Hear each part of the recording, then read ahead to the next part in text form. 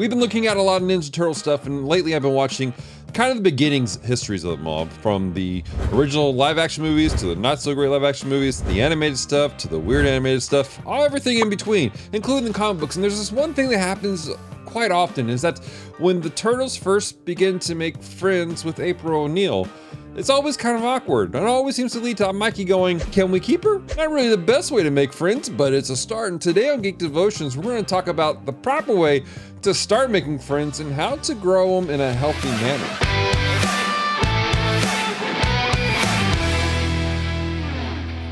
Hello, Devoted Geeks, and welcome to Geek Devotions, the show from Devoted Geeks who are devoted to let you know you're loved. I'm Dallas. I'm so glad you've hit the play button today.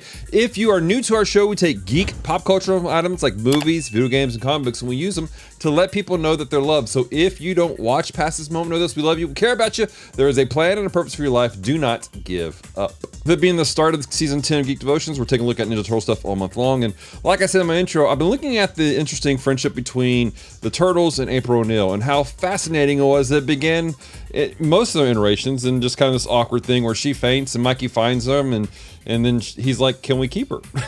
Not really the best way to create friendship, but when I'm looking at the story of the Turtles, there's a couple of things that pop out that go, you know, this actually is a great way of us making good friends and developing those friendships into healthy friendships. We often get asked, hey, how do we make friends? People are struggling to develop relationships with individuals, and it's hard at times, it really is. And today I want to give you guys, again, just a few simple tips on how to start a friendship with people, but also how to make sure those develop into healthy things, because sometimes they're not so healthy. This first tip I see in the Ninja Turtles is simply this: take the initiative and be intentional about caring about their world. Now, this may seem like a no-duh thing, but I want you to step back and really begin to think about what I just said. In the movies, in the comics, and all those other things, what you see taking place is the Turtles taking interest in helping April in some fashion. They see that she's in trouble, and they want to step in and help her, be part of her world. And while she's kind of freaking out at first, she begins to realize that they genuinely care about what's going on, and they're genuinely going to help her. A lot of people, they're standoffish from making friends with individuals, especially people who just kind of pop up out of the blue, because they're questioning motives, they're questioning what they're doing. And in a world today where everyone's skeptical, that's not unreasonable. We see it often where it seems like there's those people come out of the woodwork, and they're not really concerned about you, but they're more concerned about themselves. And this is a problem when we're trying to develop relationships with people. In the book of Philippians, Paul's trying to instruct the church on how to do certain things, and he says this in chapter 2, verse 3 and 4. Do nothing from selfish ambition or conceit, but in humility count others more significant than yourselves.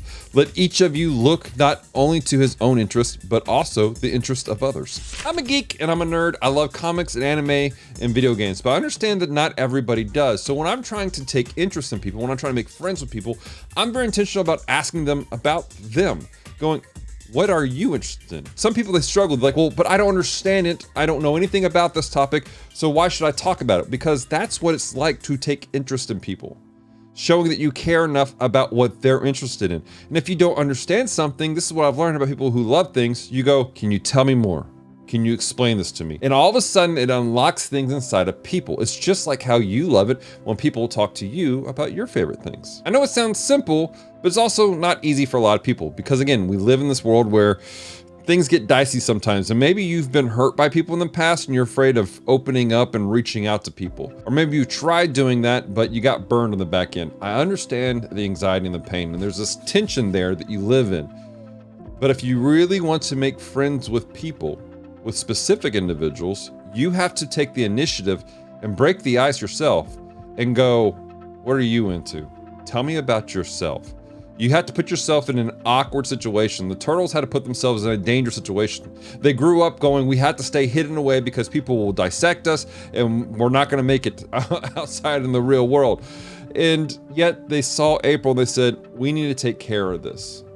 They stepped out of their comfort zone. You may have to step out of your comfort zone and go to places that you feel uncomfortable being at and talking to people about things that you don't understand or really into, so you can begin to make a change, so you can start that relationship with them and develop a friendship. Now, past that initial step is where things have to become a two-way street for people.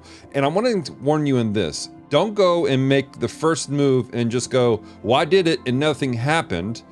Sometimes you have to put yourself out there a lot, regularly, with the same individuals, continually showing yourself that you just care about them, you care about who they are, all right? It's not just a one and done thing.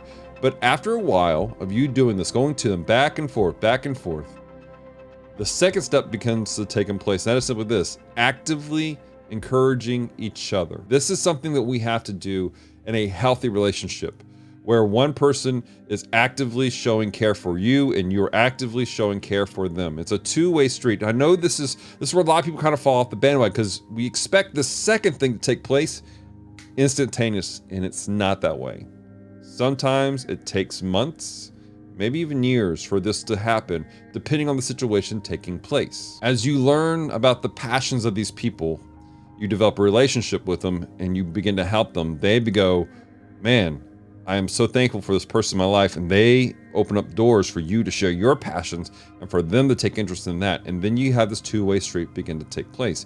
And this is my encouragement to everyone listening. If there's somebody reaching out to you and it's been happening, I need you to do me a favor and start to reciprocate this and encourage them as best as you can. Hebrews chapter 10, verse 24 through 25 says this: "And let us consider how to stir up one another to love and good works, not neglecting to meet together, as is the habit of some, but encouraging one another." When you are in friendship with people, genuine friendship, you have to be intentional to encourage each other, to spur each other up, to push each other to love and to good works. This is key, these two words, love and good works.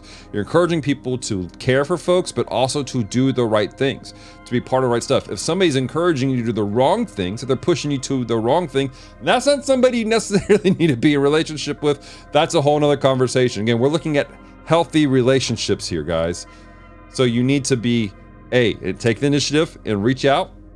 But B, as you develop those relationships and there's that reciprocation, you need to make sure these reciprocations are pointing you towards loving people in a biblical manner and to doing good works, doing the right thing. Throughout all the comics, you see that take place with April and the Turtles, where they're constantly being encouraged, constantly being challenged. April's changing her mindset on certain things, and she's starting to worry about the world in a new way. The Turtles themselves coming out of their shells. Hey, that's the thing. Going into the world and helping to save the world in various and dramatic ways. These two things take place because they're walking this reciprocation out. This last thing for a healthy relationship is really, really important also. And that is this: staying loyal even through hard times. As we walk this reciprocation out, going back and forth with people, spurring each other to love and to good works in a healthy manner, there will be times where hardship takes place, whether they're going through some sort of adversity themselves and you are standing beside them, or you're going through hard times and they are standing beside you, helping you through the process. These type of moments build bonds that are stronger than just a normal friendship. It becomes a brotherhood. It becomes a sisterhood. It helps each other out. At the same time, I'm gonna put this in there, with that level of adversity, sometimes the adversity is amongst each other, or perhaps one person doesn't agree with another person. If you are willing to stick through and work that out appropriately, hear me, appropriately work those things out, you will find your friendship stronger than before. Proverbs 17:17, "A friend loves at all times, and a brother is born from adversity." This proverb lays it out really clearly. At all times, we care for people. We care for those people in our circle. I have people in my life that I am close to, and there are people that I am very close to. I love just about everybody in my arena around me. I genuinely care about them. But those who I've been through things with, that I've walked things through with, they are closer because of this very simple fact that God designed in us. So to summarize, healthy, good biblical relationships take initiative, they take encouragement, and they take loyalty moving forward as you follow with what God has for you. Notice I didn't say any of this stuff is easy. It's all difficult, it's all hard, but friendship, true biblical friendship, is worth walking through. It's worth going through these things together with individuals. At the end of the day, there are people in my life that I have known since high school and since junior high and elementary, that I have walked through things, and I love them dearly. I know that they have my back no matter what's going on. There are people who are mentors of mine that are also friends that have walked me through some of the hardest things in my life. And I know they love me, and I know that they care for me. and I genuinely care for them. And we did this. There was an initiative where they reached out or I reached out. There was constant encouragement where we were challenging each other, helping each other do what we need to do, pushing us to the good things that God has called us to do. And then there have been hard times. We've walked through the fire. Now we have come through. We are bonded together in a new way. I know that some of you have been done really wrong, and I am so sorry. That should have never happened. That's the unfortunate part about dealing with a fallen world, with fallen people. Some people do dumb things. At the same time, I want to encourage you in this. Sometimes in our emotions, we see things in a different way than we should. We see them as bigger than they actually were. And we are ascribing motives to things that those motives weren't really there, but because we were hurt so badly, we see things. I want to encourage you to please let those wounds heal. Forgive those people. Forgive what they've done to you. I know it doesn't excuse the bad things. It doesn't. But the longer you hold on to that bitterness, the worse it becomes in your spirit. And then you start to ascribe things to moments that weren't really there. And it just makes it worse for you. Not forgiving, not letting go, only hurts you worse in the long run. It does nothing to that individual, that group at all. So, walk in peace. Let those things fall where they do. And walk in what God has for you. Question of the week for you guys today. Again, we list out 3 main areas for making friends and building healthy relationships. That's taking the initiative, encouraging each other, and then walking through with loyalty, with love and grace. Which of those 3 areas do you struggle with the most? How can we pray with you? How can we encourage you? Let us know. Leave comments down below and let us know. And if you've walked through those things, leave a testimony of what that looked like, what that journey looked like of growing those healthy biblical relationships. I want to remind you guys that Celeste and I are going to be at GeekCon next weekend. It's going to be an amazing time. We are super excited about it. And if you guys are in the Shreveport Bossier area, we want to encourage you guys, come by our booth, say hi, let us shake your hand, let us pray with you if you want prayer. Let's take pictures with you if you're in cosplay because we think those are awesome. Those are cool. But then do us a favor, walk the con floor. Be the best part of every con, and that's the people. The people who are genuinely just there to enjoy the moment together with other geeks and nerds. Also want to give a very special thank you to everybody who supports us here at Geek Devotions. Like, thanks to your prayers, thanks to you sharing our content out, thanks to you for being there for us when we're going through hard times. Thanks to you, for those of you who financially support us, like our devoted Patreon geeks. We're able to do this. We're able to keep going.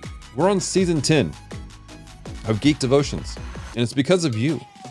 We're able to go to this con because of you, and we are so thankful for all that. We want to encourage you guys, continue praying for us, continue to send your encouragement where you can, continue interacting with our stuff, and if you'd like to financially help us to continue to go to cons and do the things we do, go to our website, geekdevotions.com, and click on the support page, where you can find out how you can support us in a variety of ways. Don't forget to take part in our community, guys. We have Instagram, we have Discord, we have Facebook, we have the Devoted Geek Life Facebook group.